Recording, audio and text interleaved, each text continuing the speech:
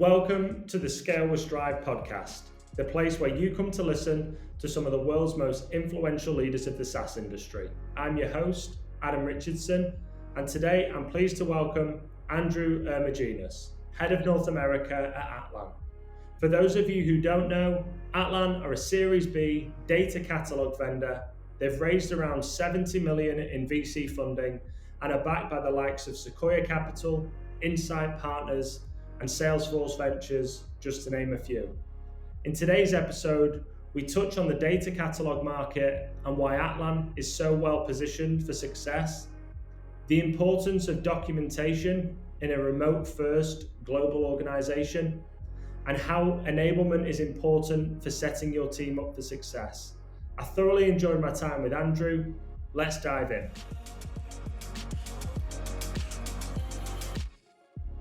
So Andrew, thank you very much for joining us today. I've been really looking forward to having you on the podcast. Appreciate you giving up your time.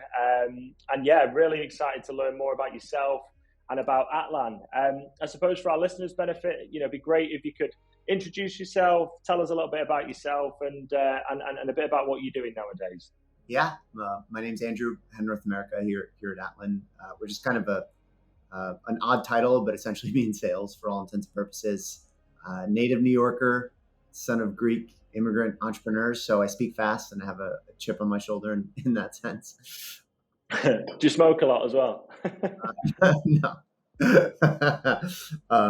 I spent my entire career in tech, first at Oracle, where I kind of cut my teeth in enterprise sales, and then spent a lot of time in early stage startups, mostly in kind of the data, AI, and machine learning infrastructure type space. And most recently, lucky enough to work on a startup in the predictive analytics space for institutional real estate investors, which is kind of what brought me to Atlan in many ways, because I the problems firsthand that some of the Atlan customers face. So I remember, one of our dashboards broke for a customer, and I had no idea why. Asked our data scientist, he said it's actually the data pipeline. Asked our data engineer, he said it's actually the data source. And so it's this kind of whole complicated commingled process, data chaos, if you will.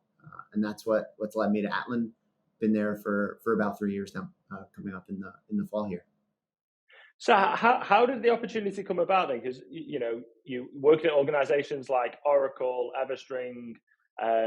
You then take your opportunity to sort of go and try as an entrepreneur, and it seems like you're on one hell of a ride. Quick, 4 years, acquired by 7Park Data, which is part of the Vista Equity portfolio. How did that, going from that experience that you just described, translate into you finding the opportunity with Atlan? Yeah, I'm a builder, I think, first and foremost, and that's what drew me to working on a startup in the first place. It's kind of like kept going earlier and earlier stage as time went on, and we were very fortunate to get acquired. Like, funny side story for a different day, my co-founder was living in a trailer park. Like, our bank accounts were kind of almost down to zero. But once we got acquired, we were in a private equity portfolio. There was a clear and defined playbook. There wasn't a lot of room for deviation or experimentation or kind of doing things different from what already existed. And I felt a little constrained in many ways. And I knew I wanted to get back to building. And I love the data space. I reached out to a few folks in my network. Shout out to Doug Landis at Emergence, who connected me with Prukalpa. That was the first and only conversation I had. A lot of conviction just from the first time we spoke, and it's all history from there. And I suppose, what is it in particular that drew you to it then? One conversation, you meet with Prukalpa. What is it in particular that really got you hooked? Yeah, well, I think the point in time in history is important as well. Snowflake was approaching their IPO or had just IPO'd. I had a very close friend who was there from early days and kind of saw that whole journey and looking at the bigger market. And I think we'll probably talk about this down the line, but the emergence of the cloud data warehouse meant that there was a need to make that data more readily accessible, understandable, and usable. Atlan was kind of riding on that journey in many ways. And it was very clear to me that the market secular trends were there, and that like meeting Prakalpa and getting to know the broader team and the vision, it made it really clear. Nice. And I suppose, it'd be nice to understand, a little bit more about Atlan, like, who are they? What's the story? Tell us about the problems that you're solving for your customers. Yeah, absolutely. So the best way I could describe it, since we are speaking to revenue folks, is Salesforce is the home for revenue teams, right? It's the single source of truth that you get all the context related to what you're working on. The accounts, the customers, the leads, the history, how things have changed over time, how things have progressed. There's nothing of the sort for data teams. And so how do we build kind of the single hub for anyone in the organization to discover, understand, and trust all of the enterprise data, and kind of fulfill the entire life cycle for a data consumer to find data, get context on it, start using it, and derive insight. And for someone more technical, there's all sorts of things that we enable to do things programmatically, help with compliance, with better root cause analysis, et cetera.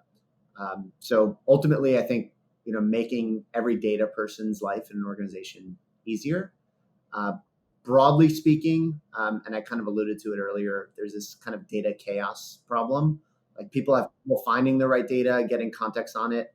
If something breaks, all hell breaks loose because you don't know why it happened or what the root cause is or who owns it or who's responsible for it. The impact of some of these things can be massive. So we're speaking to a fintech customer recently, and part of what they said is like the CIO or the VP of data said, my core metric is mean time to resolution.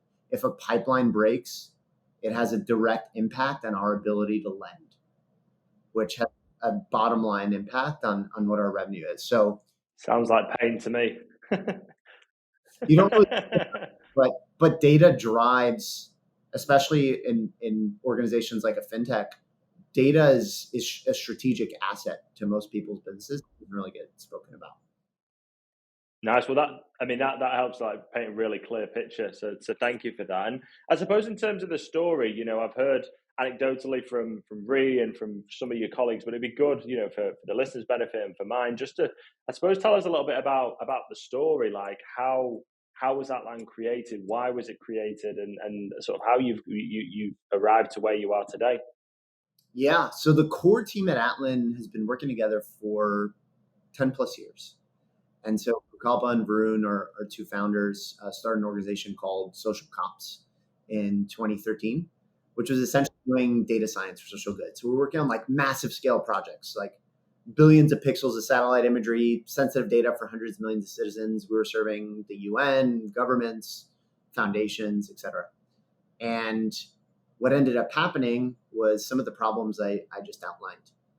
Internally, they were working on these data projects, and someone was looking for something and didn't know where to look, or something was improperly labeled, or something broke, right? And these aren't just small problems. They take days, hours, weeks to resolve, and in turn, you end up losing agility and being able to move as fast as possible. And so Atlan was really born out of some of our own frustrations. And so we tried and failed 3 times to build a data catalog. We looked externally at some of the legacy providers. We tried open source, and then we tried to build it. And what is Atlan today was essentially born out of some of those projects at Social Comps and in the early days. And as a consequence, the first major project worked on was with the Prime Minister's Office of India, which enabled us to be 6 times as agile, essentially, and the same outcomes in half the time.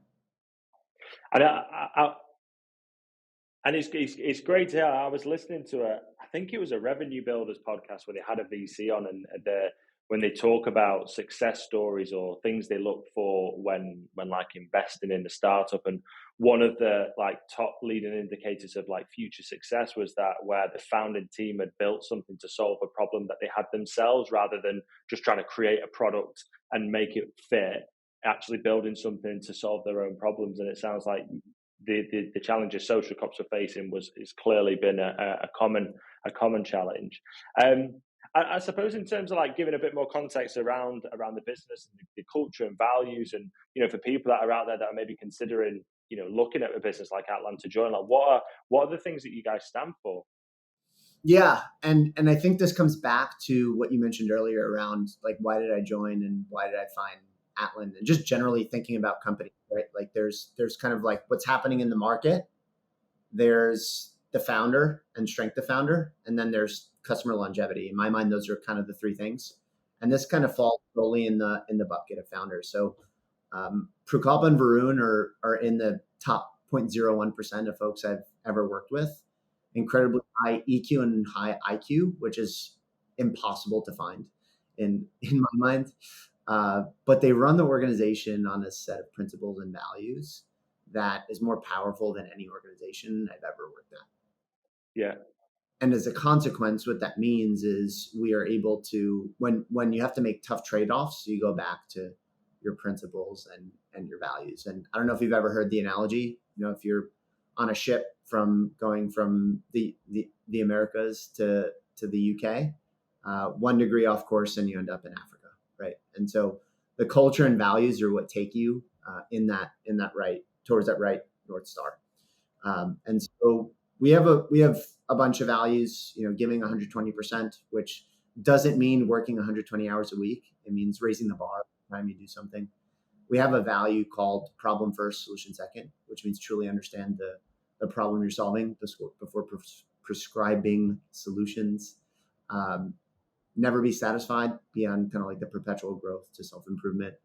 Being straightforward, which is essentially radical candor. We have more. These are some examples, but I think these are what enable us to be better day in and day out. And so just to give you an example of what giving 120% means, we have a big presentation this week with a Fortune 500 tech company. They're an existing customer. There's a very big opportunity for expansion. And what giving 100% would mean is the sales rep builds a deck, get feedback, very well prepared and well scripted meeting. You execute on that agenda.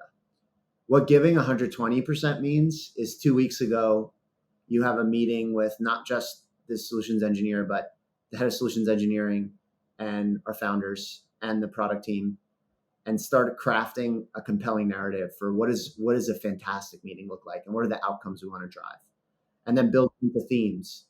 And then for each of those themes, build a scripted demo flow with questions built into it. And for each of those, how do we layer in a vision for what the product's going to be? And then once you got the content down, then you actually practice and practice and practice and practice until it's like you're delivering a TED Talk. And so that's what giving 120% means to us. Like doing great work is just table stakes, I would say. Yeah. The thing that really stands out there to me is like, not only are you going above and beyond to sort of wow the client, but also that collective accountability. Like there's so many people in there that you just described that shouldn't necessarily have to be giving up the time to help you prepare for a presentation, which, in some cases should be textbook for you, given your experience in sales. But the fact that everyone's taking ownership, even the founders, to get involved at that level, getting in the weeds, so to speak, is very telling of, I suppose, the camaraderie, but also like how committed everyone is. So yeah, it's great to hear, and obviously embodies the values that you've just described. If I could add one more thing, because it's related to this, part of what enables success there is the other value we have, which is called being straightforward, which means if you don't think something's going to work, if you think something's bad, be honest about it. Show empathy, but be really honest about it so that we can all get better. And I think that value is very, very unique to Atlan. Most companies I've worked at, people aren't straightforward. There's kind of like this politically correct corporate politics mentality that comes. But if you practice radical candor and you're like very straightforward with what something is and how it needs to get better, and practice that with empathy, like transformational change can happen. Well, yeah, it's one of the 5 dysfunctions of a leadership team, is it? I think it's Patrick Leoncioni. I can't pronounce his name, but it's that like artificial harmony. But I think if you have that radical kind of way, you can be honest, direct, but it coming from a good place. I think is the part of the recipe of a successful leadership team and culture. So we've talked about the business, we've talked about the product, the values. You've described the founders and some of their strengths. It'd be good to understand, I suppose, the market. And you touched on it earlier around like the why now and the timing. The product, the space you're in, the market, and the timing. Why is all that? I suppose been so perfectly aligned and again been a big pull for you. Yeah, we're the first enterprise-ready tool for the modern data stack. Is the simple answer, but as you like peel more layers of the onion, it becomes very clear why that is. And so if you rewind to 2017, what were people talking about? Hadoop. And we're in 2023, and the word Hadoop is like, I don't know if you like Harry Potter, but it's like saying Voldemort, right? So the market timing was, I think, very aligned to when Atlan started, and we made some intentional bets along the way. In 2019, when we went to market in earnest, Snowflake was not yet the obvious bet in many ways, but there were the right signals showing that they were getting there. Generally, the evolution of the cloud data warehouse, like Redshift was first, but you have Snowflake, you have BigQuery, Databricks was on the rise. So the cloud data platform or lakehouse or beach house, whatever you want to call it at this point, was on the rise. And as you look at our competitors, they, one, were all built in the on-prem era. So they had legacy tech debt. 2, they weren't cloud native. And 3, they came at it from the approach of like an old school stewardship, top-down governance approach versus the opposite, which is bottoms-up, enablement-driven approach, focused on adoption, focused on the diverse personas of data. And then you couple that with, we made a very intentional bet on Snowflake and generally cloud. So we do some on-prem, but that was kind of secondary. So we now have the most cloud data warehouse customers in the space, despite some of our competitors. Well, this is my assumption based on some anecdotal market data, but 100% of our customers are cloud, and that gives us significant advantages in the space generally, because most of our customers are still deploying on-prem on a Linux server in many ways. So there's like a time to value and like total cost of ownership that you just don't have in Atlan. And I think more broadly, there is also this component of complete white space in the market. Snowflake has 8,000 customers. BigQuery, Redshift, figure they have something similar, if not more. Databricks has another 6,000 or 7,000. And yet, between Atlan and its major competitors, I think we collectively have like under 2,000 customers. So there's so much white space. And we're now well positioned as like the enterprise-ready cloud-native solution in the space. So what I take from that is huge market opportunity, very clear differentiator in terms of that being that purely cloud-native, enterprise-ready application versus some of your competitors are maybe a little bit more legacy on-prem kind of focus. Interesting. So timing and differentiators are like really, really clearly there and like a huge market opportunity. I suppose one of the questions I ask the team normally before we have these conversations about, what kind of questions they would ask. And I think, you've answered quite a bit of it there, but as a new entrant to the market, fairly newly established, when you're going up against some of the larger, more established vendors in the space, like how is it that you're positioning yourself? Is it purely on that like cloud native USP, or is there, how do you position yourself to win? Yeah. So first and foremost, what you just outlined for sure. You don't need an SI to get Atlan up and running. we do POVs in weeks that we can demonstrate integrations are done and immediate value with a lot of capabilities, like even including things like cost optimization or popularity, that just from setting integrations up, you could get a sense of my most popular data assets and what are the ones I'm spending too much money on and no one's using. So there's some foundational value you could get out of the gate. What really differentiates Atlan beyond that, beyond all the things we've shared, are really our platform capabilities. And so most of our competitors have a product, but the platform is not open. Atlan's approach is everything in the Atlan, and I'm getting technical, but everything in the Atlan user experience is powered by an API. Everything in the Atlan experience creates an event, which in turn enables you to build like what we call like a metadata lake. So building like programmatic action. So as an example, and I'll just make it very simple for a CRO, revenue dashboard's broken. What is the process to fix that? Reach out to RevOps. RevOps says that like, well, this isn't really me. It's actually the analytics team, because like I'm just pushing Salesforce data to the Snowflake data warehouse. They're building dashboards. Reach out to the data team. They're like, actually, something's off in Salesforce. You look, you check, Fivetran, ETL or ELT failed, right? So that was this whole complicated commingled process. With Atlan, we could leverage the metadata for Fivetran to build an alert. If it fails, we can propagate all those alerts through the pipeline of data all the way into the dashboard, so that when CRO opens up Tableau dashboard, there's a red alert, Fivetran ETL pipeline failed. But we can even take it a step further, and we're integrating with Jira. So when that happens, we log a ticket that then already gets picked up by analytics. So by the time the CRO sends a Slack, Mike from the data team says, yep, got the ticket 2 hours ago. I'm closing it out now. Like, think about the difference in agility you can have as a consequence of those two things. And that's something like no one in the space can enable.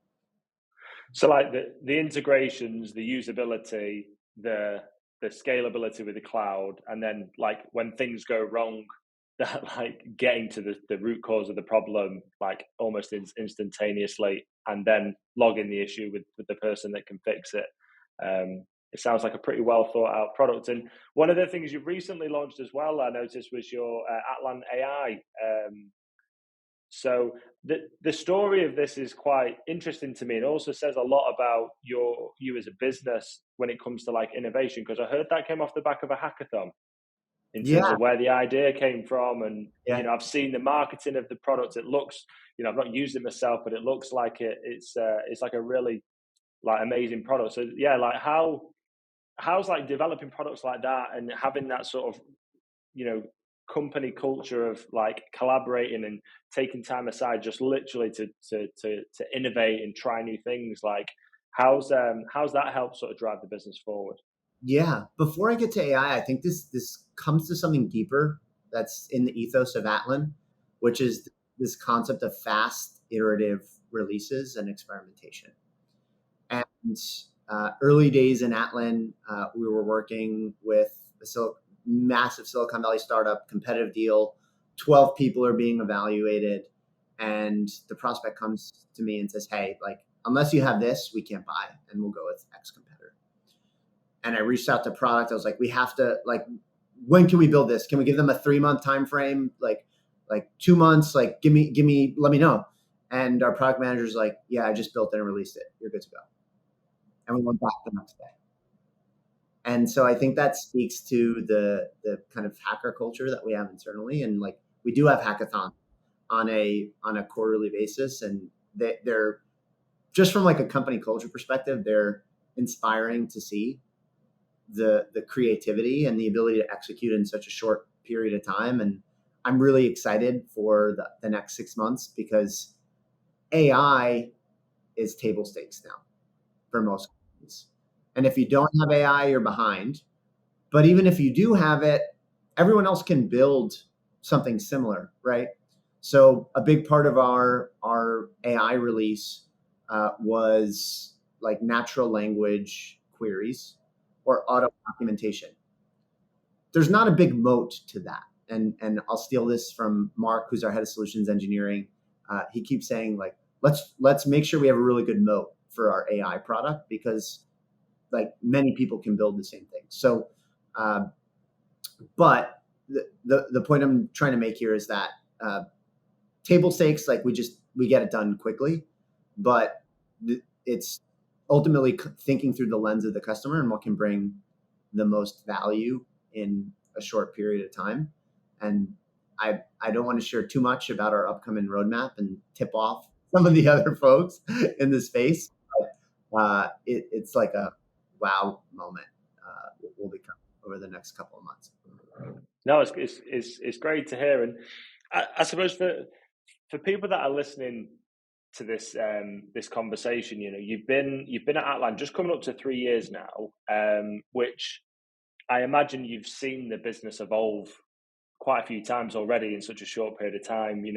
When it comes to headcount, when it comes to revenue, processes, whatever it might be, in those early years, like things change fast for the better, and obviously, like growing pains start to appear, and there's a lot that you can learn in 3 years in an environment like Atlan versus 3 years at Oracle, for example. Taking nothing away from Oracle, of course. Talk me through some of the things that have been, real game changers, things that have like really helped move the needle in terms of the growth of Atlan and to get yourself in the position that you are today. Yeah. So there's a like a Peter Thiel quote on like, if you have a 10-year plan to get somewhere, like why can't you do this in 6 months? And I think that mentality applies really strongly at Atlan, because the past 3 years feel like a decade. Like every day is a week, every week is a month, every month is a quarter, every quarter is a year. And so in many ways, I feel like I've been through like 3 to 5 different iterations of Atlan, the company, over different month periods. And so I think the pace of just change, basically in a good way, to your point, has enabled us to grow so quickly. And so maybe like some of the more tactical things, or tactical could be, maybe we get to in a second, but maybe some of the more kind of high level thoughts that we have, like very strong documentation culture, especially in this kind of like async remote world. And so obviously like the standard things, like our sales process is documented, but we have documentation down to the level of like, here's how to prep the leadership team when you're going into an exec alignment call. And here's the things to go into the meeting with, like the 3 things to go into the meeting with. Here's the prep doc you have to write. Here are best practices for 3 days before, 1 day before in the meeting. So significant emphasis on documentation, because we're, part of our value prop as a product is to enhance and improve self-service, and we need to embody that day to day as a company as well. And like we even have like Atlan on Atlan, where all our like metric definitions are documented, as an example. Well, that, in a completely remote first business, the importance of documentation is like, when you combine, a fully remote first, where you're constantly expected to give 120%, working at pace, and you've got a product which is all about, giving someone immediate access to a single source of truth. I suppose you don't want blockers in the way of like progression and people completing and executing. So it completely makes sense with regards to the documentation. I suppose, yeah, like what else has been like a big part of the ethos and the success of getting you to where you are today? Documentation's been a big part of it, and we touched on your hackathons. So like, what other examples of experimentation has there been? Yeah, so something I think of pretty frequently is our first call, and just for context, like we have a significant volume of inbound, which is a great problem to have, and so our first call has evolved a lot over the past 3 years as we, the company, have evolved, as we learn more about use cases, etc. As we've learned how to pattern match, like where are these folks at in their buyer's journey. And so a few things that we've done on the first call, we've experimented with. I think we're on kind of like our third iteration of what a great first AE call looks like, Atlan, and we're probably soon to be on our fourth. But the idea is like build a framework, like have 2 reps test it out for 2 to 3 weeks, get a sense of if it works, and roll it out. And that's kind of been our MO generally. And on the back end, the measurement is important as well. So rolling out like Gong scorecards as an example, to start to measure like how effective this is and how does it resonate with the customer. And I was going to ask, if I'm a sales leader now listening to this and I'm hearing you say, you're constantly evolving and iterating that first call contact with the customer, you're A/B testing, you're trying new things, you're setting specific time frames. Like, what kind of metrics are you putting in place? And if you've got a new call structure, a new call script with new outcomes, or whatever it is that you're trying to achieve in that first call, like, what are the things that you're looking to measure, and what are the leading indicators to say, like, this call is working better than the last call? There's the trigger to make the change. I think there's 2 categories. There's binary, did this or didn't do this, and then there's scale of quality. So the binaries are pretty straightforward, like set a purpose, plan, and outcome. Ask the customer what their expectations of the call are. Discuss top 3 use cases. And only spent 20 minutes in the demo. No long monologues. Left 10 minutes at the end to discuss next steps, like didn't get off the phone unless a next step was scheduled, right? So there's some binary things that you like did this or didn't do this. And then the qualitative, I think, needs to be like 3 to 4 things. Otherwise, it's going to be difficult to coach. So some of the things that we look at are strength of discovery, meaning did we understand the pain and the impact? And like 1 being like didn't talk about it, 4 being we understood the pain, the impact, and how it like impacts the bottom line of the business. So that's like scale 1. The second, another example is competitive differentiation. So, or just generally differentiation. So customer understood why Atlan was better than competitor, as an example, could be a 2. But a 5 is customer agrees in a line that Atlan has a completely different vision and is on a different stratosphere. I'm just painting a picture. Yeah. These aren't what we actually have, but so a few so measure a few qualitative things and then a few binary yes or no.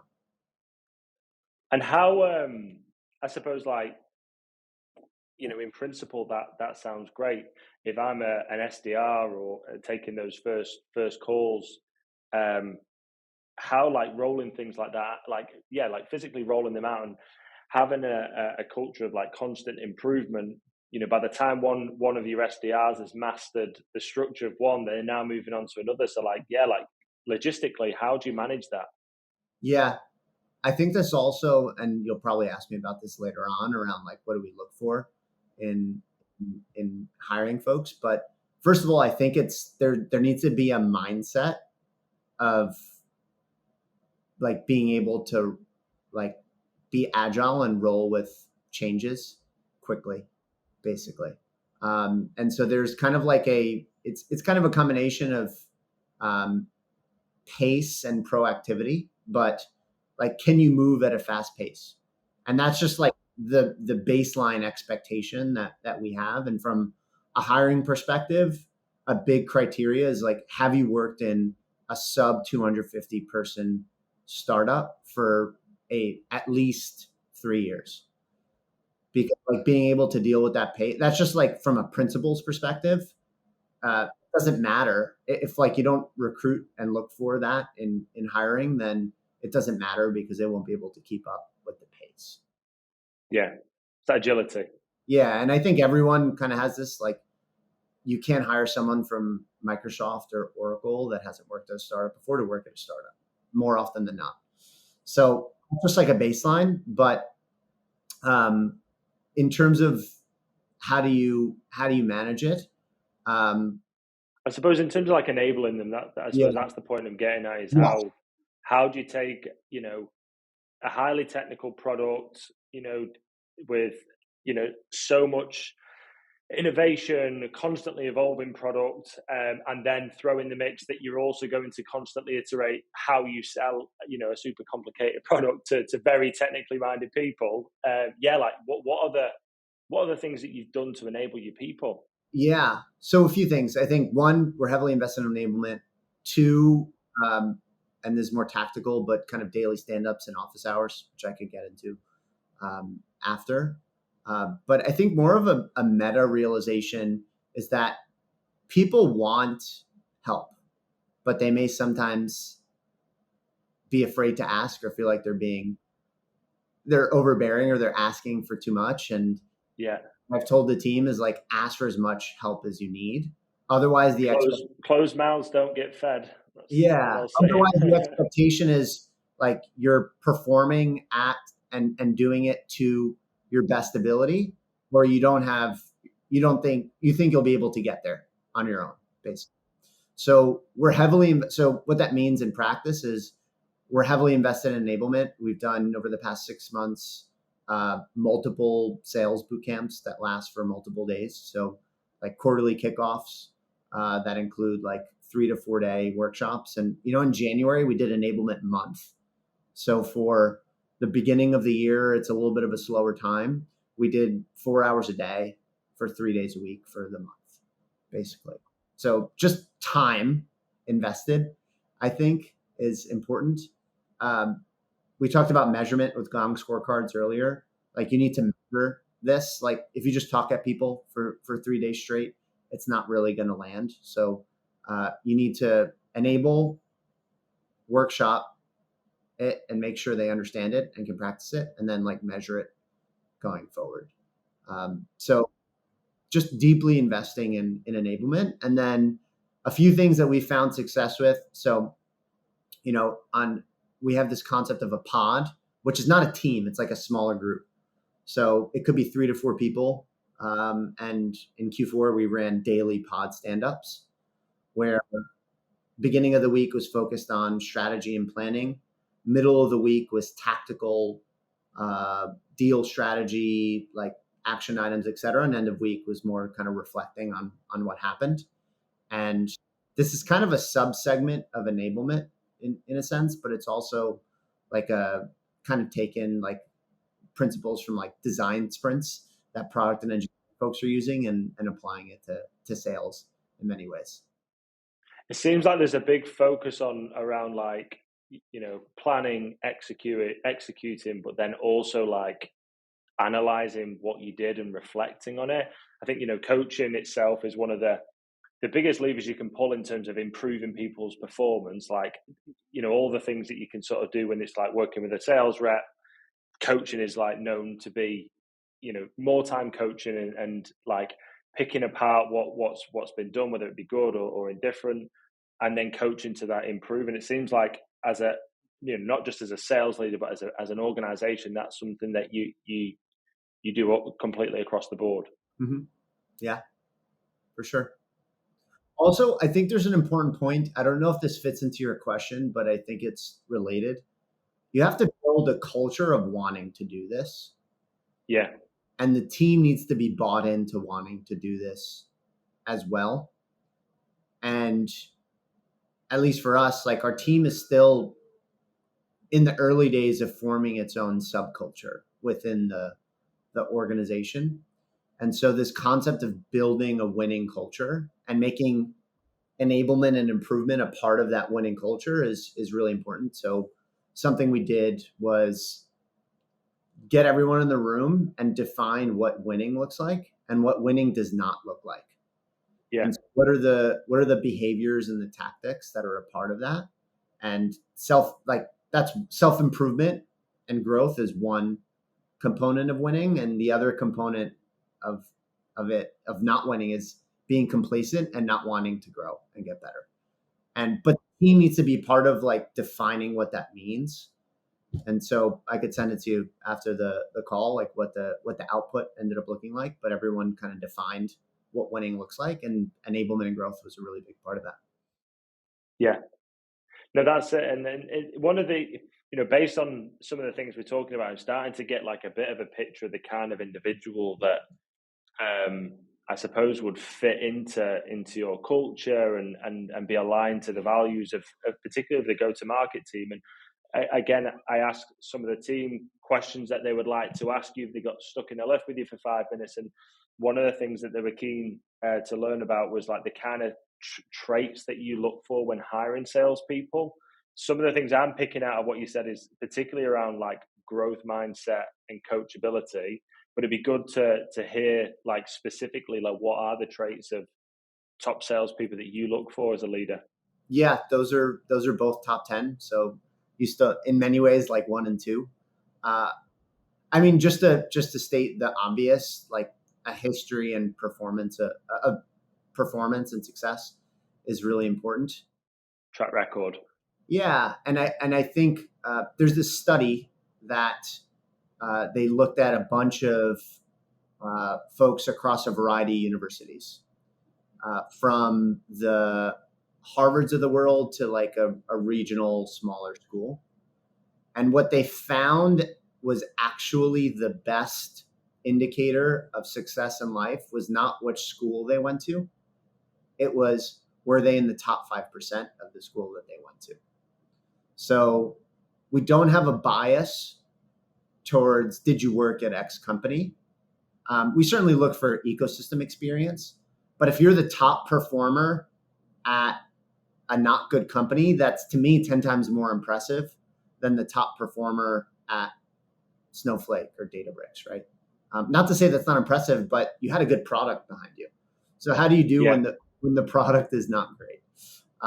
So I think that's kind of like, people come from a bit more of a scrappier background in terms of like what they've been selling. Selling a brand and a product that no one knows about. Yeah. Just to push back on your the comment you made about it doesn't necessarily matter which school you went to, but that you were basically a high achiever in that school, Yeah. which also feeds into what you've just said there. Top performing at a relatively unknown company versus a top performer at a household brand like Snowflake. But what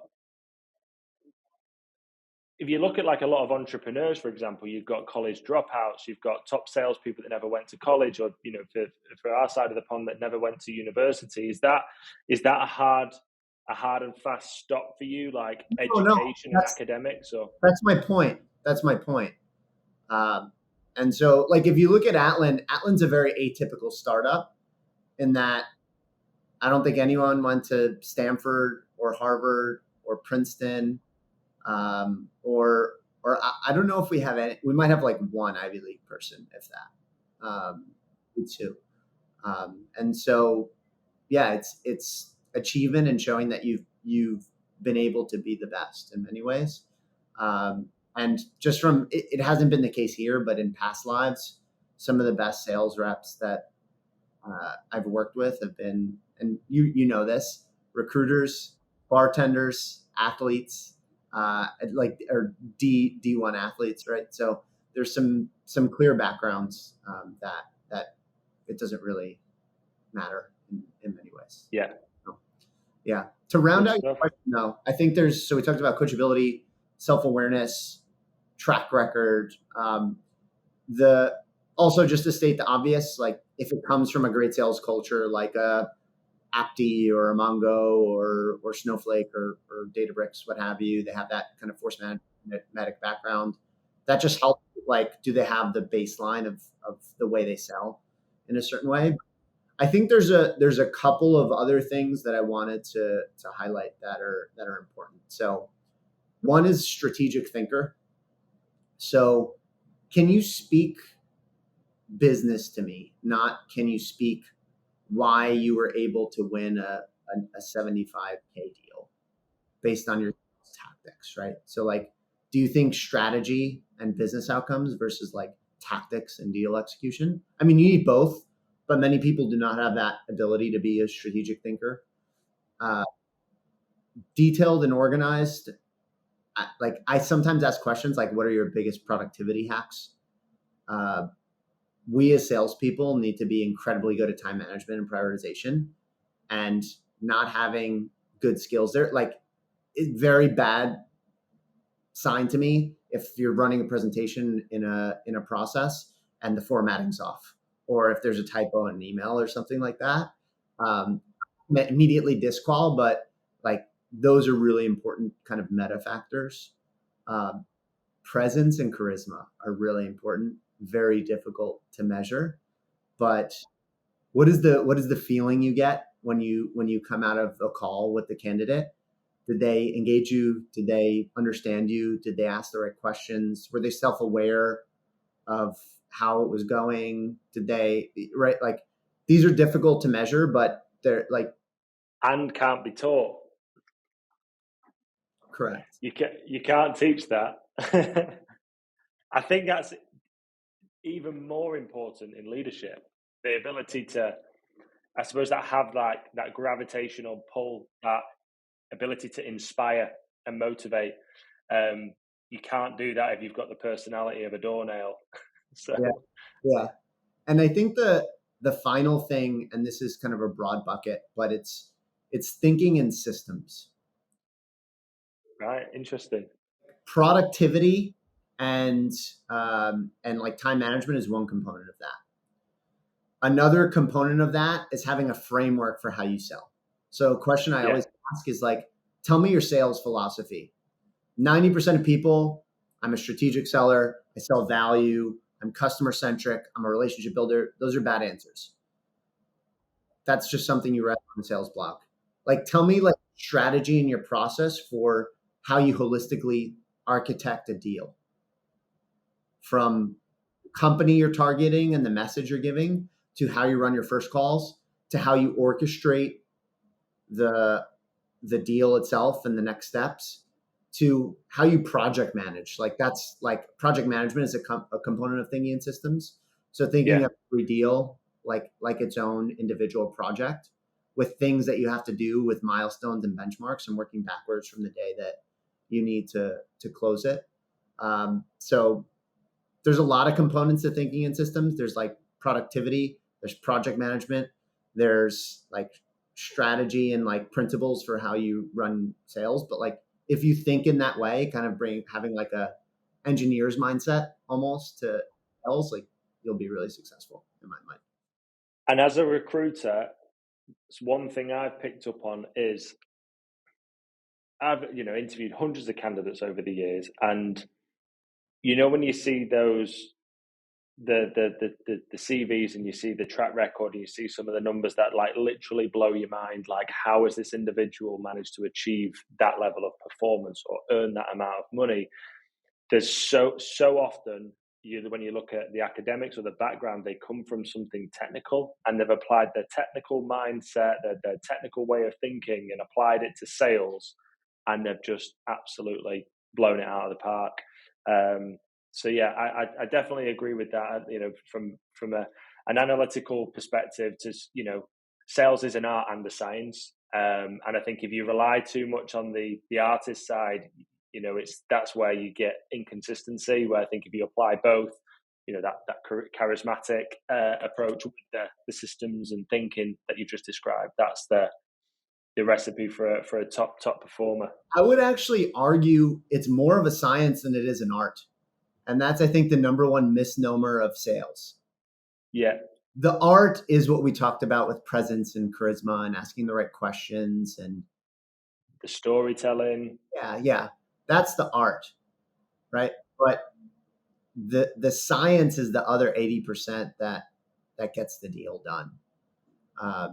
So like, what I we have this, and we might be worth talking about, but we have like this deal checklist.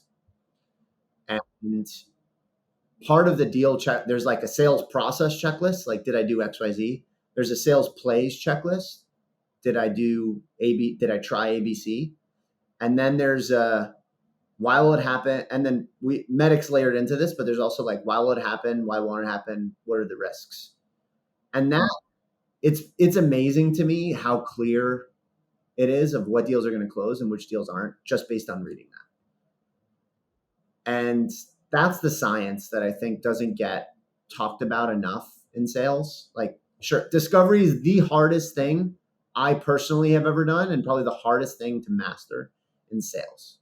And that's part of the art. But there's so much science that people don't even think about or do or measure that can get you 80% of the way there. Like, I think just like taking the scientific approach to sales can get you your number. It's like working on the art and the craft that will get you to the $1 million W-2 that you're. Yeah. I think a lot of the art side, the artistic side as well, comes with, I think, with confidence and experience. It's quite hard to show your personality and be authentic when you, I suppose, finding your way in the dark with a new product or a new sales process or whatever it is. But once you sort of found that rhythm, that's where you can start to really let yourself, come out of your shell, so to speak. We talked, leading up to the conversation we're having today, one of the things that you mentioned was around like your end of quarter war rooms. Yeah. And I think, again, this is all starting to make sense now. End of quarter war room, the accountability, the giving 120% per Calper and Varun getting involved in big deals, and it's all starting to piece, all pieces of the puzzle coming together. But I'd be really keen to understand a little bit more around the war rooms and how they've really helped, I suppose, make an impact when you've been up against the clock with deals and coming up to hitting your numbers each quarter. How's that been such an effective way of managing deals in your pipeline? Yeah, everything's a pipeline, actually. Starting in the recruiting funnel that you're working on to the opportunity funnel.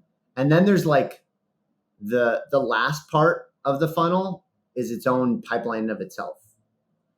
So this kind of comes back to thinking in systems in many ways. But once we're in a POV, we know that we have roughly an 80% win rate, assuming we can get to a technical win. So basically, what we're trying to map out is if you're in the later stage of the POV, what are the set of actions that need to happen in order to get a signed contract? And so where that may start is like an executive readout. Once you do the executive readout, you need a final scoping call, like literally down to the call and the action. Like, what are the next 15 actions to get to a signature? And so the last month, the quarter, all the outstanding deal at this point, like we know what's closing and what's not generally, or what can close and what won't close generally. And so we filter it down to whatever the 40, 50 deals that it is. And each rep has to build a close plan working backwards from that. So these are the 10 actions I need to take in order to get to a deal. And ideally the paperwork process starting the last month of the quarter, but like every single sequential action, the entire sales team will get on. We'll run them daily for the first 2 weeks, and then maybe like every other day thereafter. But it's funny because like heroes are made in the middle of the quarter, not the end of the quarter. Luck is the end of the quarter. Yeah. If you have a clear plan to close in week 7 and week 8, then you're set up for a good end of quarter. If you don't, then it's like thoughts and prayers, and you're hoping maybe you get lucky, the right things go in your way. It's interesting because we're the same as even as a recruitment business. Week 7, week 8, whatever pipeline we've got at that point, that's where we know we're going to land by the end of the quarter, just because of sales cycle. But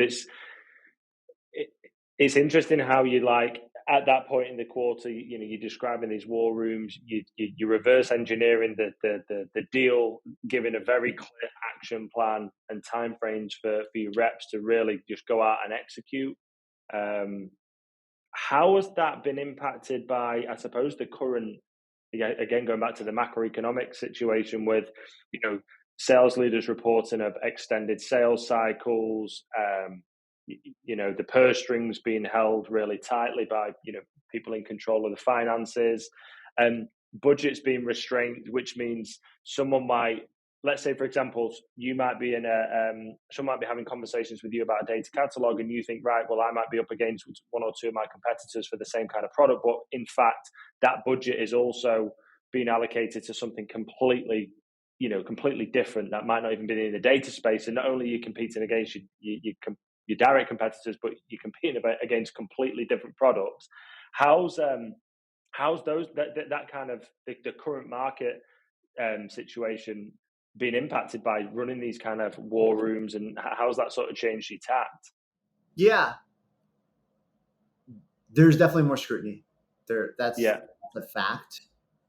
You fail to the level of your preparation, and so you need to proactively assume that that's the case. And good example, in mid-market, we weren't really doing a lot of ROI calculations and value calculations because there's an eval, we meet the requirements, we run a process. For mid-market, every deal we're pushing doing a value conversation now because we know that there will be more. I mean, we're generally doing this, but I'm saying even in mid-market where traditionally you may not have been doing like these deep ROI calculations and value assessments, we're now doing that more and more. Like if you send out a proposal that doesn't have value in the first 3 slides, like you failed basically. And like deals maybe got done in 2022 and 21 without that, but not in 23. And so I think that is a component of kind of the close plan. Like, have you built an ROI calculation? Has it been validated as a part of that? The next step is building, we talked about like crafting a compelling narrative.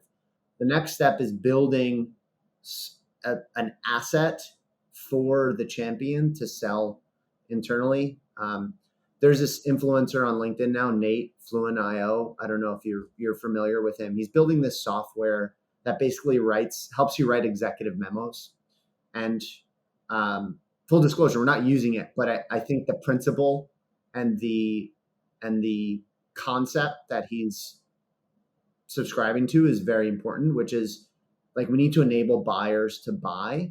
And like that comes down to like writing a memo, like a 500-word memo that doesn't have Atlan branding or anything, in email format or in like a Word format that then the champion can use as a part of their justification process, because like 95% of deals happen when we're not in the room. So that's really the big thing, I would say, from the economic factors. And sure, it might affect deals, but we had 6 deals in Q1 that were in contracting and just got shut down due to budget constraints, but haven't really seen a lot of that. Otherwise, deals are still getting done and there is still interest. There is just more scrutiny and a bigger importance on tying it back to value. And this actually ties back to experimenting with the first call, because from the first call, you need to understand the use cases, because the use cases are what enable you to measure what our potential impact is, which enables you to demonstrate what the potential value to the organization is as well. Yeah. Well, that brings us sort of nicely to, I suppose, bringing things towards a bit of a close. One of the things I would like to ask before wrapping up is a little bit around what the future looks like for Atlan then. So, you've given such a good insight into like why Atlan exists, why the timing's right, the leadership, the culture, you as an individual, some of the things that you're doing from a go-to-market perspective, some of the things you're doing as a business as a whole, as a remote-first business, and that's really helped position yourself for scalability and success. But yeah, it'd be good to understand like what the future looks like and what the North Star is that you guys are aiming for to, I suppose, to appeal to those people that might be considering a move to and considering Atlan. Yeah. So what does the future hold? I think the best analogy is to look back at DBT when they were in our shoes, to look back at Fivetran when they were in our shoes, even Snowflake, right, as a great North Star. Most of those organizations in their kind of third year of go-to-market 2.5, 3 years into go to market had like an exponential leap, basically. So DBT went from like 12 or 13 to 45. Yeah. And so that's what we're building towards, basically, is how do we take the organization to like the next echelon and the next struggle. Are you going for that optimal venture capital metric of the T2D3 model? Is that what you're aiming for? Of course, yeah, but not because we want to raise the value of the company, or because we want to raise more venture money, but because we know that that's what it takes to win the category is mind share, adoption, and momentum. And so that is what we're going for. And we've talked a lot about thinking in systems. Like, we're thinking of how do we build the systems and process to get us to that next phase. And I think we've done a great job to date, but we need to get 10x better in order to get to that next phase. But we've made a big bet up market as a company. We have a strategy OS meeting, is what we call it. That's kind of our strategic goals. And one big thing for us is how do we sell the biggest and baddest data teams in the world. So that's really what we're building towards. And so what goes into that? It's building all the things that a Fortune 100 is going to need from a technical perspective. From a marketing perspective, it's telling the narrative of why that organization should make an investment in Atlan. From a sales perspective, it's enabling the sales team to sell all of that product and vision, basically. So that's where we're going. Nice. Well, it's exciting times. I suppose, in terms of like final questions for me, you talked earlier in the conversation about the workshops you did, what it means to win. So one of the questions I always like to ask this to people, I asked this in some of my own interviews, is, do you love to win or do you hate to lose? So I think this is more of an individual question. Yeah, this is for you. This is about you as an individual. Do you love to win more than you hate to lose? Which one is it? Yeah, it's definitely a hate to lose, honestly. Why? I'll just give you an emotion and an example. Q4, we had our biggest quarter ever by far. Well, up to that point, right? We had booked more revenue than the entire previous year. We had broken every record, every metric. And it was clear before the quarter even ended, which is crazy. Like, that was the first time in my career that from 2 weeks before the quarter close, I'm like, oh, we're going to fucking smash it. Yeah. Or rather, we've already done it. Like, and with more cherry on top. And I couldn't relax. It was actually the least relaxed I'd ever been, because all I could think about is how are we going to cover Q1 because we pulled so much pipeline forward. That was the first emotion I had. I had like not even a moment of celebration. So I personally hate to fucking lose. Fair enough. Well, it's good to get an understanding of the why that is. I think, most people, I think it's not uncommon that the fear of loss is much greater than the opportunity like to win.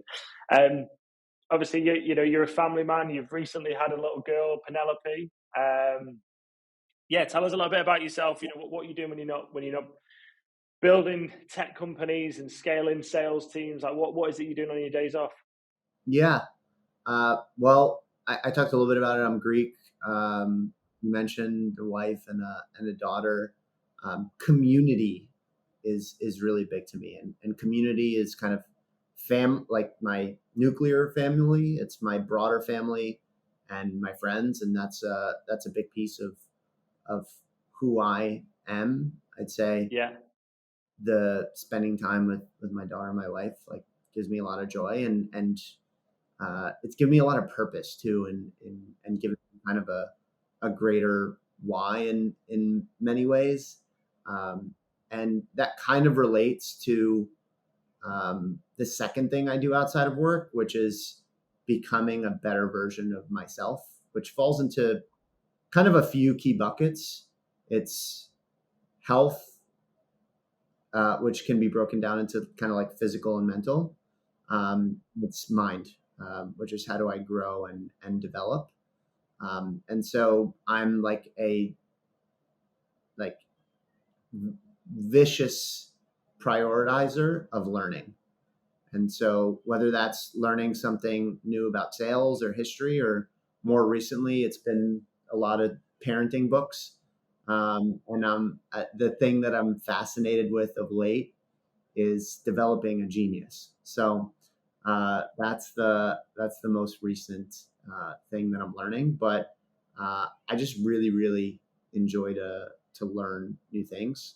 There's always the question of, if you weren't working, what would you be doing?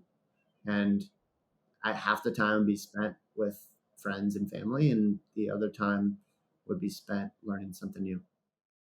Nice. And as a soon-to-be first-time father, out of the parenting books, which one's been the most insightful? That's, I suppose, got you most prepared. Yeah, it's actually not. It's not so much a parenting book as it is a memoir about being a father. Yeah.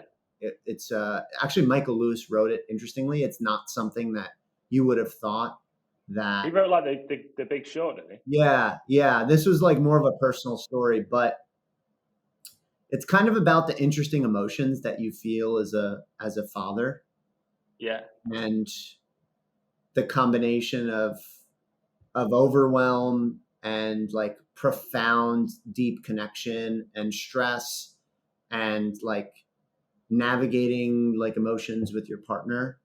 And so that's been the most impactful for me personally, because it highlighted all the things that you don't really think about. Because now at least for us, there's now 3 people in the relationship, not 2 people in the relationship. And what I found is mastering yourself and your relationship seems to have the best impact on your child. So that was Nice. for me. Well, you'll have to send that one over to me afterwards, because I've got some homework to do. But listen, Andrew, I've thoroughly enjoyed the conversation. There's been so much that I've personally taken just sat here listening to you. Also, as a colleague to my partner, I know I can speak firsthand of you as an individual, both on like a personal and a professional level.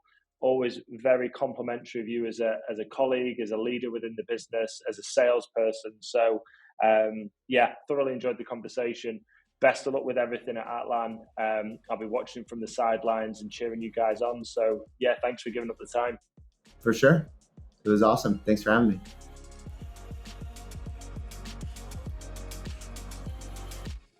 Thanks for listening. I hope you enjoyed today's episode. Don't forget to subscribe. And if you want more information about the podcast, head over to our website, Scale with Strive.